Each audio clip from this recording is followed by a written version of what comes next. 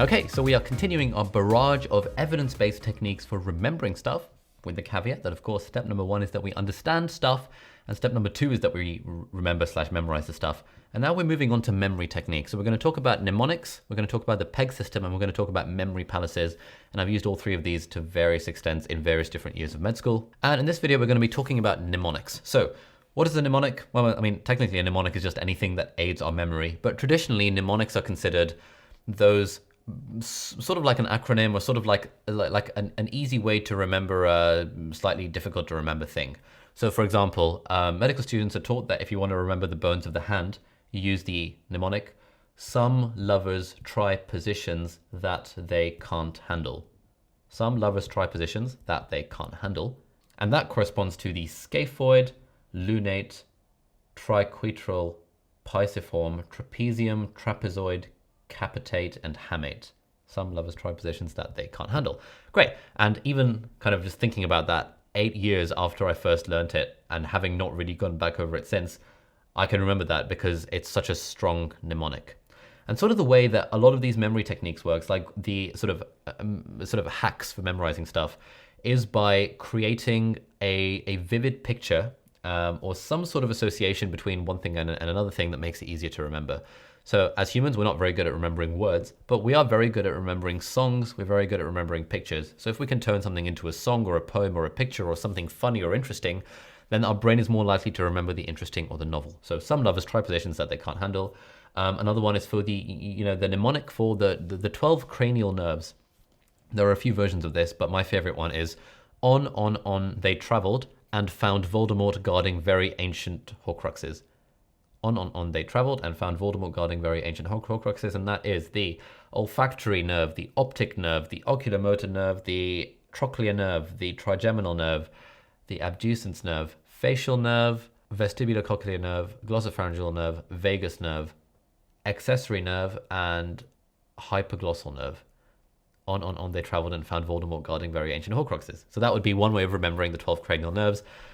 Usually by the time we graduate, we're so familiar with the 12 nerves that I just think of it as cranial nerve 8 or cranial nerve 9. I don't bother with the names as such, and I don't really think of the mnemonic anymore. But that is how me and most of my friends learned that at the time. And I think this even applies, like even when we're doing stuff that doesn't necessarily sort of lead to something interesting like that. So one thing that I found really helpful when preparing for my final year OSCE exams, which are our clinical exams, is that often you have to kind of recite a spiel of things that you're looking for on inspection. So for example, if you're examining a lump on the skin, there's a few different things you want to be looking at, and there's different ways of remembering them. So the way that me and most of my friends did it, if I can remember now, was like the 4 S's, 4 T's, and 3 P's or something. So the 4 S's would be sight, size, surface, and shape. The T's would be tethering, temperature, tenderness, and transillumination.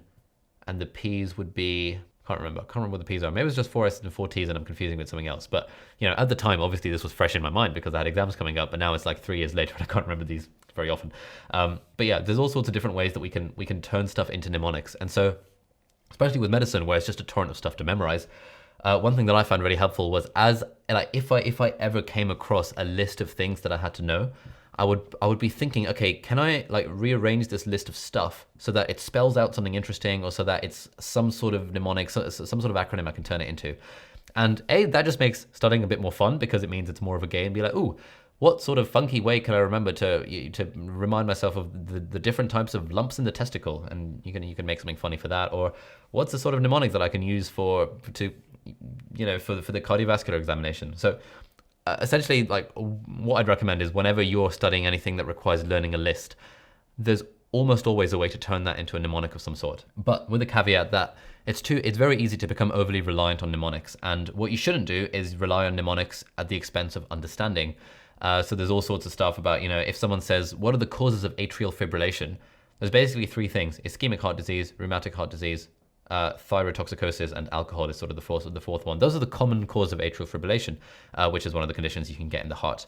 But someone on the internet has made a long-ass mnemonic spelling atrial fibrillation, and it's pretty ridiculous because I have no idea what it even is, but I just saw it one day and I was like, what the hell is this? Because there's 15 different causes of atrial fibrillation, but it doesn't tell you what the most common ones are, which is just a bit well, maybe alcohol, thyrotoxicosis, rheumatic heart disease. If those four are the most common, then I will eat my hat. Alcohol, thyrotoxicosis, rheumatic heart disease, and ischemic heart disease, ATRI. But if it's any other in any other order, I'm gonna be livid about that mnemonic, because well, what we don't want to do is rely on mnemonics. And so if a doctor were to ask us, hey, what are the causes of atrial fibrillation?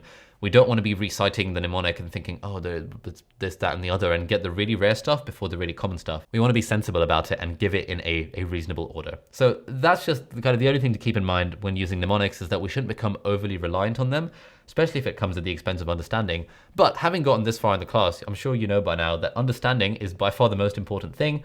And only after we've understood the content in depth do we bother trying to memorize it using all these kind of memory hacks. But yeah, mnemonics are one of my favorite things and one of the things that made studying fun for me. So I hope you get some use out of them if you're not using them already. So thanks for watching, and I'll see you in the next video.